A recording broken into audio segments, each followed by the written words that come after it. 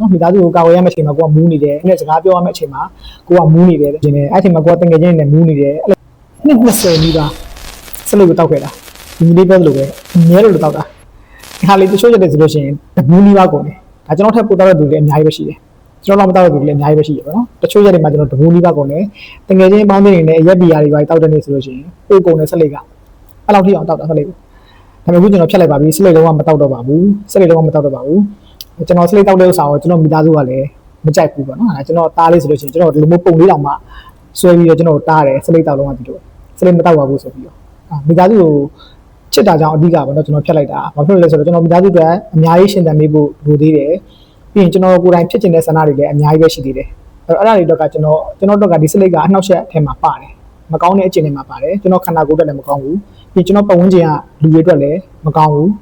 ပြီးငွေရေးကြေးရကြည့်မယ်ဆိုလို့ရှိရင်လည်းမကောင်းဘူးစလိတ်ကပတ်စံကုန်တယ်ပေါ့နော်ဒါပတ်စံကတော့ပြောပါလောက်အောင်ကုန်နေတာတော့မဟုတ်ဘူးဒါပေမဲ့ဒီစလိတ်တောက်မဲ့ပတ်စံကိုကျွန်တော်တာသမီတွေမဟုတ်ရကြည့်ရတော့၎င်းမရှိစင်းရသားတွေကိုထူရတော့၎င်းဒါမျိုးလူလိုက်မယ်ဆိုလို့ရှိရင်ကျွန်တော်တို့အများကြီးအကျိုးရှိတယ်ပေါ့နော်ဘုတ်တက်ကတော့ဘာမှမဟုတ်တဲ့ပတ်စံပဲဒါပေမဲ့သူများတက်ကတော့အ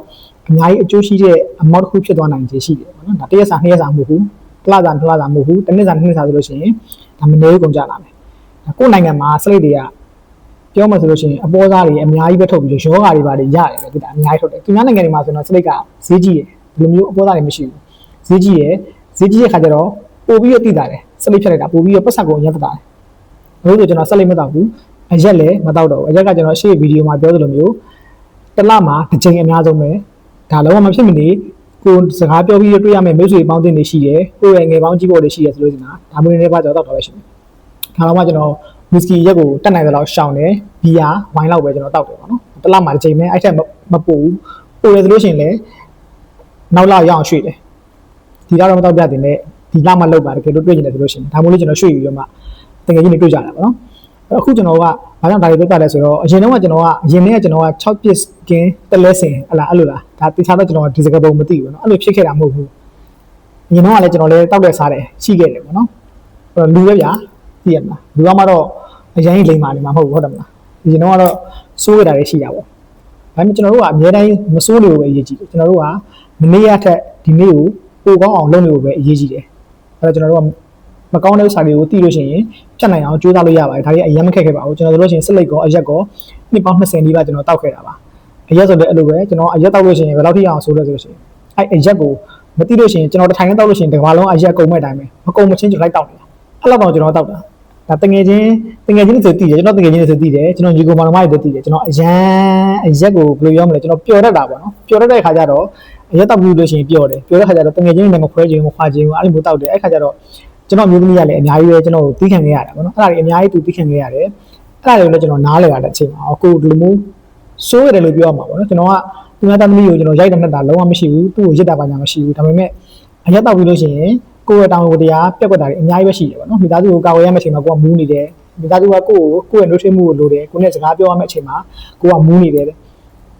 ခါကြောက်ရှင်မိသားစုကကိုနဲ့စကားပြောမယ့်အချိန်လေးလိုချင်တယ်အဲ့အချိန်မှာကိုကတငယ်ချင်းနဲ့မူးနေတယ်အဲ့လိုမျိုးတွေဖြစ်နေတယ်နော်အဲ့ဒါတွေကိုကျွန်တော်ကဒီပြည့်နဲ့ကိုနားလည်လာတယ်ပေါ့နော်ကိုအသက်အရွယ်တဲ့နေတွေရရလဲပါတယ်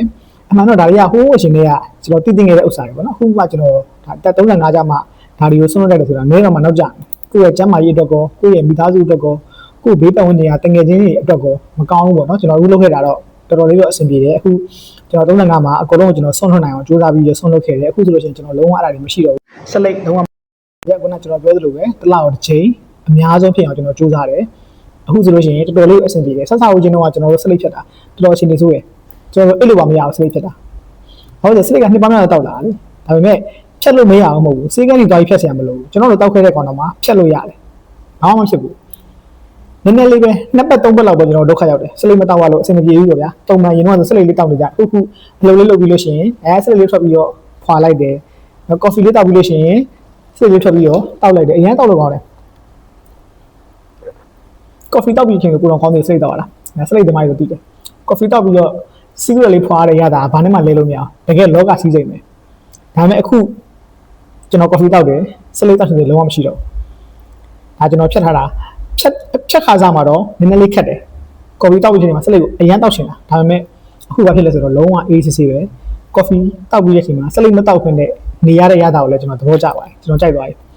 ဘာဖြစ်လို့လဲဆက်လက်မတောက်ခွဲနေတဲ့သူတွေအများကြီးပဲဗျာသူများတွေလည်းဆက်လက်မတောက်ခွဲနေနေရပဲဘာဖြစ်လို့လဲဘာမှမဖြစ်ဘူးကိုယ်အနေနဲ့စဖြတ်တော့ငါဆက်လက်ဖြတ်လို့ရှိရင်ပြင်းစရာကြီးဖြစ်နေမှာဆက်လက်ဖြတ်ပြီးငါဘာလုပ်မှာလဲပြင်းစရာကြီးဘယ်ချိန်ဒီလိုခုခုငါစဉ်းစားမယ်ဆိုလို့ရှိရင်ဘယ်လိုစဉ်းစားရမှာလဲဒါမျိုးကြီးဖြစ်နေအမှန်မဟုတ်ဘူးကျွန်တော်တို့ကကိုယ့်ရဲ့စိတ်ကိုကျွန်တော်တို့ control ပြန်လုပ်လို့ရတယ်ကျွန်တော်မလုပ်တာပဲရှိတယ်တကယ်လုပ်မယ်ဆိုလို့ရှိရင်လုပ်လို့ရပါတယ်အဲဒါမို့ကျွန်တော်ဒီဗီဒီယိုကြည့်နေတဲ့အတိမိတ်ဆွေတွေအကုန်လုံးဒီလိုမျိုးဆက်လက်နဲ့အရက်တွေဆွဲနေရဆိုလို့ရှိရင်ကျွန်တော်ကတော့ဖြတ်စေချင်တယ်ပေါ့နော်ဒါကျွန်တော်တောက်လို့ရသွားလို့ဖြတ်ခိုင်းတာမဟုတ်ဘူးသူများလိုက်ပြီးတကယ်တော့ဖြတ်တာကောင်းပါလေဘူးကျွန်တော်ဖြတ်လိုက်တာအရန်ကောင်းတဲ့စိတ်ခံစားမှုတွေအများကြီးရတယ်ကျွန်တော်ရဲ့ရတာခံစားမှုတွေလည်းအများကြီးပို့တက်လာတယ်စလိပ်ဖြတ်လိုက်တဲ့အတွက်ပို့ပြီးတော့ကောင်းလာတယ်ပြီးရင်အတွင်းမြင်တွေလည်းပို့ပြီးတော့ကြည်လာလို့ကျွန်တော်ခံစားရတယ်ရက်တွေစလိပ်တွေဖြတ်တဲ့အတွက်ကျွန်တော်ကိုယ့်ကိုယုံကြည်မှုလည်းပို့ပြီးတော့တိုးလာတယ်ဒီနောက်တစ်ခုကငါလုံးမယ်ဆိုလို့ရှိရင်အရာအလုံးကငါလုံးလို့ရပါလားဆိုတော့အတွင်းမျိုးပို့ပြီးတော့ဝင်လာတယ်ဒါမျိုးစလိပ်တောက်ပြီးတော့မှဖြတ်တဲ့လူကပို့ပြီးတော့ကောင်းတယ်ပေါ့နော်စလိပ်နဲ့အရက်နဲ့ဟုတ်တယ်သူများတွေမဖြတ်နိုင်ဘူးကြာဖြစ်တာတရားမှာ90ရာခိုင်နှုန်းလောက်ကဒီစလိပ်နဲ့အရက်ကိုဖြတ်ဖို့ခက်ကြတယ်ဆွဲသွားတဲ့သူကဖြတ်ဖို့ခက်ကြတယ်ဒါပေမဲ့ကျွန်တော်တို့ဆွဲသွားခဲ့တယ်ရအောင်ဖြတ်တယ်ဒါဆိုလို့ရှိရင်ကိုကတကယ်တော်တဲ့ 10% နဲ့မှာပါတယ်အဲ့ဒါဘာဖြစ်လဲဆိုတော့ကိုယ့်ကိုပြန်ပြီးတော့ယုံကြည်မှုရစီတယ်အများကြီးကိုယ့်အတွက်ကောင်းကျိုးကအများကြီးပဲရှိတယ်ခုနကမျိုးကျမ်းမာရေးအတွက်လည်းကောင်းတယ်စိတ်ပိုင်းဆိုင်ရာလည်းအများကြီးကောင်းလာတယ်ကိုယ်ပတ်ဝန်းကျင်အတွက်လည်းကောင်းတယ်အဲ့ဒါမို့ကျွန်တော်အားလုံးကိုကျွန်တော်လည်းတူတူစလိပ်ကောရက်ကောဖြတ်ဖို့အတွက်ဖိတ်ခေါ်ပါတယ်နောက်ဗီဒီယိုမှာကျွန်တော်ပြန်တွေ့ကြမယ်